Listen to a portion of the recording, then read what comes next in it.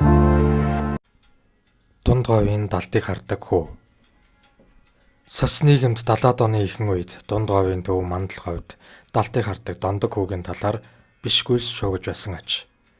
Энэ хүү бол 40-од оны хэлмэгдүүлэлтэнд өртсөн ламаадан хүү шиг шашны зан үйл хийж бөө онгодоо дуудан өхөкстэй холбогдсон иш үзүүлдэг нэгэн биш гэдгийг нь онцлох нь зүйтэй. Мандал говийн 1-р 10 жилийн сургуулийн бага ангид сурж байх үеэсээ л жамбын дондог, бусдын хайсан гээсэн алдсан зүйлийг яг таг хэлдэг байжээ. Жаахан хүүхэд байхаас нь илэрсэн өвөрмөц авиас 6 дахь метр хүүг гэрийнхэн нэхэндээ тас нууцлав.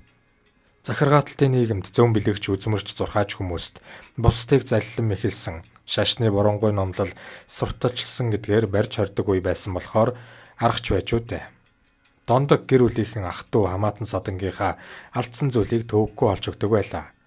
Мужаан аав нь алах бахаа хаан мартсныг ээж нь нэхэж дуусаагүй амьс утас зүгээ хаан хийснийг хүү огт хараагүй аж ирээд нүдэ нухлан бодож байснаас л хэлээд өгчихнө.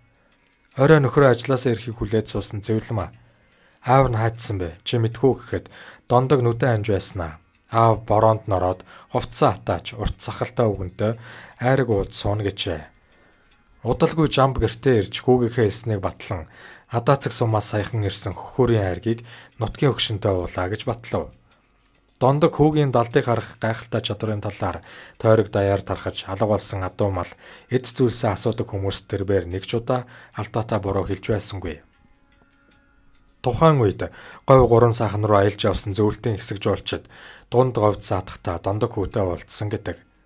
Тэдний дунд Наукай Шизен сэтгүүлийн сэтгүүлч эмэгтэй ихэд сонирхон хүүгээс удахгүй яах тухай асуужээ. Дондог хүү нүдэ нухаж байгаад танаа автобус өмнө говь хүртэл дугуйн 2 удаа хагарна. Та болгоомжтой яваарай гэсэн байна. Сэтгүүлч эмэгтэй түүний хэлснээр автобусанд том болгоомжтой сууж явсан бөгөөд дондгийн хэлснээр тэднийг авч явсан паз автобус 70 задгтын төв артлаа дугуйн 2 удаа хагарч шаварт зоогдсон бас 70 руу нь хаашгсан байна.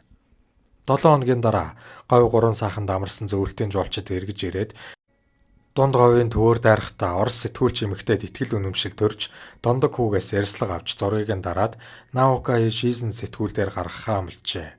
Гэвч хөдөөний бөглөө суурьнд амьдарч байгаа жамбынхан Наукай Шизен сэтгүүлийг олж аваагүй бөгөөд далдыг хардаг хүүгийн талаар сэтгүүл хэвлэгдсэн эсхийг бүү мэд.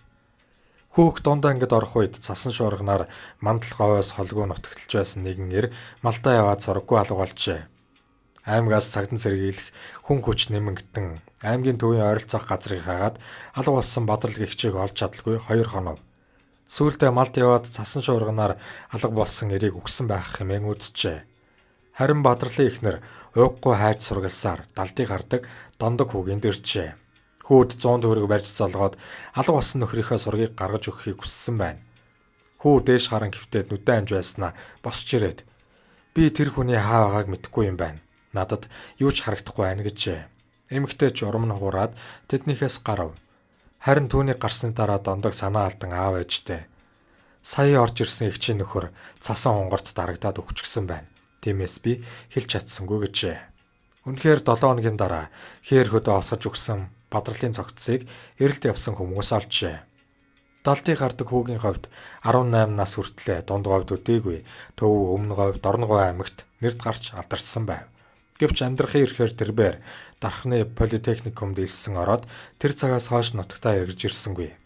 90-ад оны ихэнх үед дондог эхнэрийн хамт ганцхан 8 хийж яваад 1996 онд Оросын Омск хотод бусдын гарт амь насаа алдсан гэдэг. Гоц авиастай далдыг хардаг энэ мэд хүүхдүүд сос нийгмийн үед энд тэнд төрж байсан бөгөөд тэдний талаар үлгэр домог шиг яриа зөндөө байдаг. Зарим нь алгандаа нүдтэй гэж байхад нөгөө хэсэг нь хөлийнхөө олонд нүдтэй ч гэдэг. Ингээд далдыг хардаг ламаадан хүүгийн талаар дурсан өгүүлье. 40-од оны сүүлчээр далдыг хардаг их зүнж цэрэн бонцог буюу ламаадан хүүгийн тухай яриа өрнөж байгаад төдхөн нах яамны зүгээс хориглон сэм дарж үлээ. Тэр үед ламаадан 13 настай хүүхэд байсан. Эцэг хоёр нь лавтай цааслагдсан боловч ламаадан хүү буудулсан гин. Нэрийг нь өөрчлөөд амьд үлдээсэн гин. Ламаадан хүү яамныхны хатуу хяналтанд нууц байгааг гихсэн цуураа дэгдсээр тэгсхийгээд намжсан. Мэргэн жаалыг цааслагдсан гэдэгт олон түмэн итгэдэг байсан бол нэг хэсэг нь амьд байгаа. Хизээ нэгэн цагт хүрээд ирэх байх гэж хүлээдэг байсан юм билээ. Нутгийн сайн мэддэг хүмүүс ах дүүсийнх нь ярьж байгаагаар бол би Ламадан байна гэд 10 жилийн давтамжтайгаар ирсэн тэр 3 хүний аль нь ч Ламадантай төсгүй байсан гин.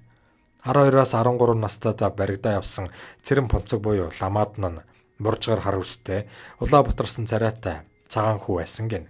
Ирсэн 3 хүний алинд нь ч Ламадан хүүгийн дүр төрх зан авир байсангүй аж. Иймээс ойр орчмын хүмүүс манай Ламадан хүү биш гэд буцаасан сурагтай. Тэр дундаа Хинтээ аймгийн Бэндэр Батноров зэрэг сумынхан мэргэн жаалмын нэг л өдөр ороод ирнэ гэж тэсгэлгүй хүлээсээр байсан гэдэг юм. Тэгтэл би Ламадан байна гэсэн Чогсом гэдэг хүн Хинтэд 1969 онд, мөн Банзрагч гэдэг хүн 1979 онд, Чимэд Дорж гэдэг хүн 1989 онд 3 удаа ирсэн. Энэ талаар сайн мэдэх таш таваагүй. Ламадангийн ах Амгаа Базар гэж хүн цэрэгт явсан байгаа юм. Нэг өдөр Ламадан гадаа тоглож байснаа гинт дорж ирээд гэрт байсан хүмүүс тандаж муу ах минь хатаж өглөөгээд ус авч гарan 100 урагшаа өөрөөр хэлбэл Амгаа Базар ахыхаа явсан зүг рүү цацаад байсан юм билээ. Сүүлд Амгаа Базар ах нь цэргээс халагдаж ирээд яг тэр үед ус ундгүй газар ангаж цангаж өөхөх төгснөө ярьсан гэдэг. Тэрбээр тэгж явтал нь гинэт чигтэй газар таарад нүцгэн цээжээрээр даран хөвтөж цангаагаа тайлснаа муу дүүгийн минь явуулсан усал миний амийг аварсан байх гэж ярьдаг байсан. 100 ойн гомгоонд хаанаас ирсэн мэддэхгүй нэг залуу хүн байгаад байдаг байсан. Бодвол албаны хүн л ойн гомгоотой танилцаад тэднийхээр орж гардаг байсан байх гэж нутгийнхан ярьдаг байж. Өндөр сайхан залуу тэр авд нилээд учир битүүлэг байгаад 100 буцахта гомгоод хүүхчин намарт сургуульд оруулна гэд явсан юм билээ. Манай хадам ээж бол дотроо ажил байсан гэдэг юм. Намар сургууль цуглах үед нэг өдөр ойн гомгоо Ламадан хүү хоёртой замд таарчгаж ойн гомгоо хүүгээ сургууль суулгана гэж аймаг руу аваад явж байгаа нь тэр аж. Хүүгээ тэргэн дээр суулгачихсан. Аав нь хөтлөөд явж байсан гэдэг юм. Ламадангийн өнөөх өөрхөн буржгар үсийг нь хусчихсан. Мөлчийсэн толгойтой цагаан бандыг сүүлчийн удаа харсан гэж ээж минь ярьдаг байлаа. Ээж эрдэм сайн сураарай гэд толгой дээр нүнсгэд тэрэг хөдөлсөн гэдэг юм. Ламадан аав хоёрыг аймгаар дайруулад хот руу аваад явчихсан юм билээ. Нөхөр хүү хоёроо хүлээж зөхөөд сураг гарахгүй болохоор Ламадангийн ээж хойноос нь хот орж ирээд нутгийн айл сураглаж явсаар гандангийн дэнжид таньдаг айлтаа очисон чинь ойн гомгоо хүүтэйгээ тэднийд байж байсан гин. Гуруула тэр айлд байж байтал нэг өдөр ойн гомгоо хүүтэйгээ гадагшаа гараад буцаж ирсэнгүй. Хэд хоногийн дараа Ламадангийн ээж ч учир битүүлэг алга болсон юм билээ гэж таш таваагаа хуучилсан юм.